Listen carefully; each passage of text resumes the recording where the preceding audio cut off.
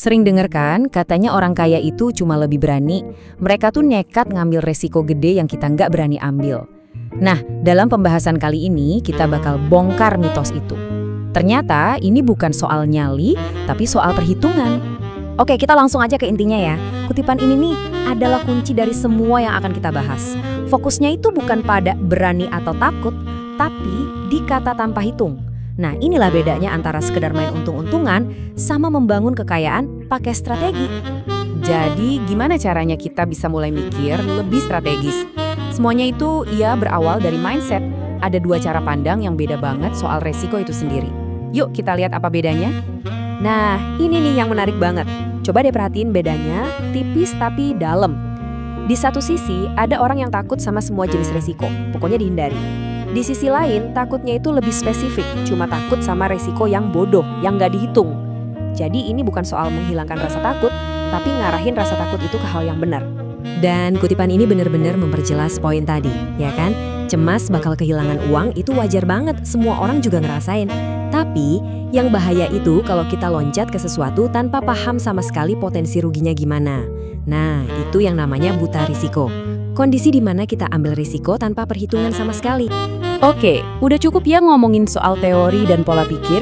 Sekarang kita masuk ke bagian yang lebih praktis. Gimana sih cara orang kaya mengelola resiko ini dalam tindakan nyata?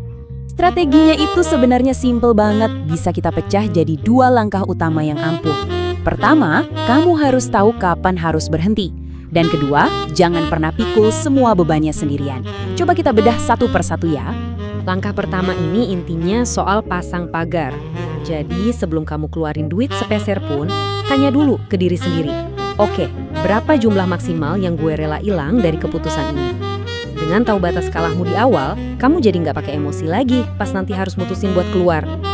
Dan hasilnya, ya kayak kutipan ini, kalau kamu udah batasin kerugianmu, gagal itu nggak akan bikin kamu hancur.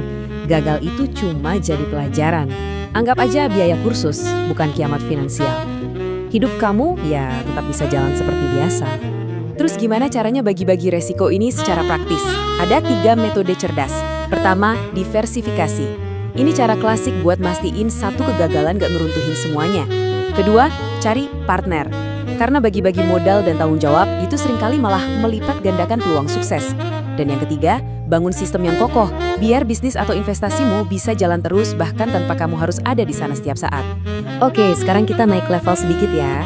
Kita bakal bahas sebuah wawasan yang lebih dalam, yang benar-benar bisa mengubah cara kita memandang keamanan finansial. Jadi, ini dia poin krusialnya. Banyak orang mikir nyimpen uang di bank itu pilihan paling aman. Tapi mereka lupa ada yang namanya inflasi yang diam-diam makanin nilai uang itu tiap tahun. Itu kan kerugian yang udah pasti. Nah, rasa aman itu palsu. Justru dengan ngambil resiko kecil yang terukur kayak investasi, kita punya peluang buat bertumbuh. Jauh lebih baik daripada kerugian yang sudah pasti di depan mata.